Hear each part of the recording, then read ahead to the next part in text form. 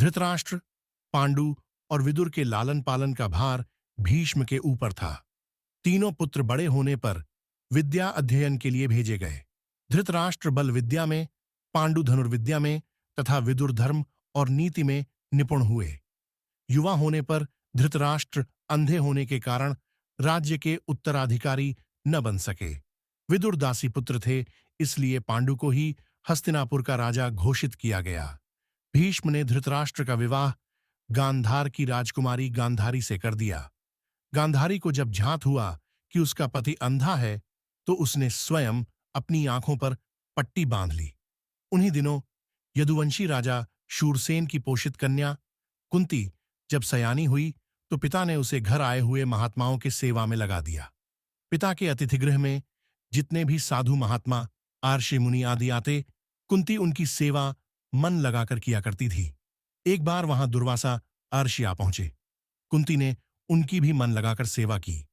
कुंती की सेवा से प्रसन्न होकर दुर्वासा आर्षि ने कहा, पुत्री, मैं तुम्हारी सेवा से अत्यंत प्रसन्न हुआ हूं, अतः तुझे एक ऐसा मंत्र देता हूं जिसके प्रयोग से तू जिस देवता का स्मरण करेगी वह तत्काल तेरे समक्ष प्रकट होकर तेरी मनोकामना पूर्ण करेगा। इस प्रकार दुर्वासा आर्षि कुंती को मंत्र प्रदान करके चले गए। एक दिन कुंती ने उस मंत्र की सत्यता की जांच करने के लिए एकांत स्थान पर बैठकर उस मंत्र का जाप करते हुए सूर्यदेव का स्मरण किया। उसी क्षण सूर्यदेव वहां प्रकट होकर बोले, देवी, मुझे बताओ कि तुम मुझसे किस वस्तु की अभिलाषा करती हो। मैं तुम्हारी अभिलाषा अवश्य पूर्ण करूंगा। इस पर कुंती ने कहा, हे देव, मुझे आपसे किसी भी प्रकार की अभिलाषा नहीं है। मैंने तो केवल मंत्र की सत्यता परखने के लिए ही उसका जाप किया है। कुंती के इन वचनों को सुनकर सूर्यदेव बोले, हे कुंती, मेरा आना व्यर्थ नहीं जा सकता। मैं तुम्हें एक अत्यंत पराक्रमी तथा दानशील पुत्र प्रदान करता हूं। इतना कहकर सूर्यदेव अंतर्ध्यान हो गए। कुंती ने लज्जावश यह बात किसी से नहीं कह सकी। समय आने पर उसके गर्भ से कवच कुंडल धारण किए हुए एक पुत्र उत्पन्न हुआ। कुंती ने उसे एक मंजूषा में रखकर रात्रि बेला में गंगा में बहा दिया। वह बालक बहता हुआ उस स्थान पर पहुंचा जहां पर धृतराष्ट्र का सारथी अधिरथ अपने अश्व को गंगा नदी में जल पिला रहा था। उसकी दृष्टि कवच कुंडलधारी शिशु पर पड़ी। अधिरथ निसंतान था, इसलिए उसने बालक को अपने छाती से लगा लिया और घर ले जाकर उसे अपने पुत्र के जैसा पालने लगा। उस बालक के कान अति सुंदर थे, इसलिए उसका नाम कर्ण रखा गया। कर्ण गंगा जी में बहता हुआ जा रहा था कि महाराज धृतराष्ट्र के सारथी अधिरथ और उनकी पत्नी राधा ने उसे देखा और उसे गोद ले लिया और उसका लालन पालन करने लगे। कुमार अवस्था से ही कर्ण की रुचि अपने पिता अधिरथ के समान रथ चलाने की बजाय युद्ध कला में अधिक थी। कर्ण और उसके पिता अधिरथ आचार्य द्रोण से मिले, जो कि उस समय युद्ध कला के सर्वश्रेष्ठ आचार्यों में से एक थे। द्रोणाचार्य उस समय कुरु राजकुमारों को शिक्षा दिया करते थे। उन्होंने कर्ण को शिक्षा देने से मना कर दिया, क्योंकि कर्ण एक सारथी पुत्र था और द्रोण केवल क्षत्रियों को ही शिक्षा दिया करते थे। द्रोणाचार्य की असम्मति के उपरांत कर्ण ने परशुराम से संपर्क किया, जो कि केवल ब्राह्मणों को ही शिक्षा दिया करते थे। कर्ण ने स्वयं को ब्राह्मण बताकर परशुराम से शिक्षा का आग्रह किया। परशुराम ने कर्ण का आग्रह स्वीकार किया और कर्ण को अपने समान ही युद्ध कला और धनुर्विद्या में निष्णात किया। कर्ण को उसके गुरु परशुराम और पृथ्वी माता से श्राप मिला था। कर्ण की शिक्षा अपने अंतिम चरण पर थी। एक दोपहर की बात है, गुरु परशुराम कर्ण की जंघा पर सिर रखकर विश्राम कर रहे थे। कुछ देर बाद कहीं से एक बिच्छू आया और उसकी दूसरी जंघा पर काटकर घाव बनाने लगा। गुरु का विश्राम भंग न हो, इसलिए कर्ण बिच्छू को दूर ना हटाकर उसके डंक को सहता रहा। कुछ देर में गुरुजी की निद्रा टूटी और उन्होंने देखा कि कर्ण की जांघ से बहुत रक्त बह रहा है। उन्होंने कहा कि केवल किसी क्षत्रिय में ही इतनी सहनशीलता हो सकती है कि वह बिच्छू डंक को सह ले, न कि किसी ब्राह्मण में। और परशुराम जी ने उसे मिथ्या भाषण के कारण श्राप दिया कि जब भी कर्ण को उनकी दी हुई शिक्षा की सर्वाधिक आवश्यकता होगी, उस दिन वह उसके काम नहीं आएगी। कर्ण, जो कि स्वयं ये नहीं जानता था कि वह किस वंश से है, ने अपने गुरु से क्षमा मांगी और कहा कि उसके स्थान पर यदि कोई और शिष्य भी होता तो वो भी यही करता। यद्यपि कर्ण को क्रोधवश श्राप देने पर उन्हें ग्लानि हुई, पर वे अपना श्राप वापस नहीं ले सकते थे। तब उन्होंने कर्ण को अपना विजय नामक धनुष प्रदान किया और उसे ये आशीर्वाद दिया कि उसे वह वस्तु मिलेगी जिसे वह सर्वाधिक चाहता है, अमिट प्रसिद्धि। कुछ लोक कथाओं में माना जाता है कि बिच्छू के रूप में स्वयं इंद्र थे, जो उसकी वास्तविक क्षत्रिय पहचान को उजागर करना चाहते थे।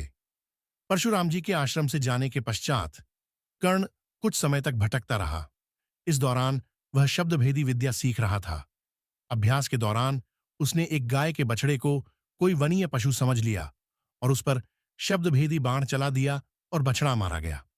तब उस गाय के स्वामी ब्राह्मण ने कर्ण को श्राप दिया कि जिस प्रकार उसने एक असहाय पशु को मारा है, वैसे ही एक दिन वह भी मारा जाएगा, जब वह सबसे अधिक असहाय होगा और जब उसका सारा ध्यान अपने शत्रु से कहीं अलग किसी और काम पर होगा।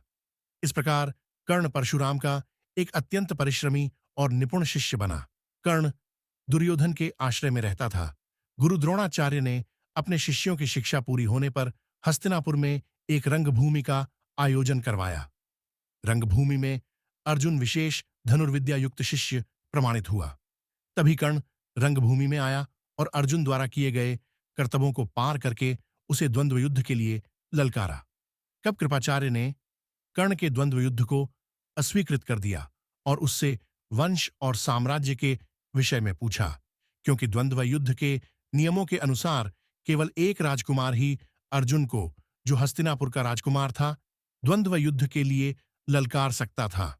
तब कौरवों में सबसे ज्येष्ठ दुर्योधन ने कर्ण को अंगराज घोषित किया, जिससे वह अर्जुन से द्वंद्व युद्ध के योग्य हो जाए।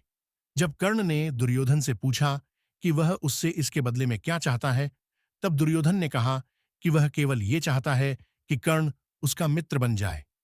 इस घटना के बाद महाभारत के कुछ मुख्य संबंध स्थापित हुए, जैसे दुर्योधन और कर्ण के बीच सुदृढ़ संबंध बने।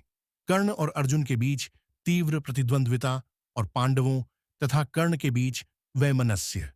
कर्ण दुर्योधन का एक निष्ठावान और सच्चा मित्र था। यद्यपि वह बाद में दुर्योधन को खुश करने के लिए द्यूत क्रीड़ा में भागीदारी करता है, लेकिन वह आरंभ से ही इसके विरुद्ध था। कर्ण शकुनी को पसंद नहीं करता था और सदैव दुर्योधन को यही परामर्श देता कि वह अपने शत्रुओं को परास्त करने के लिए अपने युद्ध कौशल और बाहुबल का प्रयोग करे, न कि कुटिल चालों का। जब लाक्षागृह में पांडवों को मारने का प्रयास विफल हो जाता है, तब कर्ण दुर्योधन को उसकी कायरता के लिए डांटता है और कहता है कि कायरों की सभी चालें विफल ही होती हैं, और उसे समझाता है कि उसे एक योद्धा के समान कार्य करना चाहिए और उसे जो कुछ भी प्राप्त करना है, उसे अपनी वीरता द्वारा प्राप्त करे। चित्रांगद की राजकुमारी से विवाह करने में भी कर्ण ने दुर्योधन की सहायता की थी। अपने स्वयंवर में उसने दुर्योधन को अस्वीकार कर दिया और तब दुर्योधन उसे बलपूर्वक उठाकर ले गया। तब वहां उपस्थित अन्य राजाओं ने उसका पीछा किया, लेकिन कर्ण ने अकेले ही उन सबको परास्त कर दिया। परास्त राजाओं में जरासंध, शिशुपाल, दंतवक्र, साल्व और रुक्मी इत्यादि थे। कर्ण की प्रशंसा स्वरूप जरसंध ने कर्ण को मगध का एक भाग दे दिया। भीम ने बाद में श्रीकृष्ण की सहायता से जरासंध को परास्त किया, लेकिन उससे बहुत पहले कर्ण ने उसे अकेले परास्त किया था। कर्ण ही ने जरासंध की इस दुर्बलता को उजागर किया था कि उसकी मृत्यु केवल उसके धड़ को पैरों से चीरकर 2 टुकड़ों में बांटकर हो सकती है।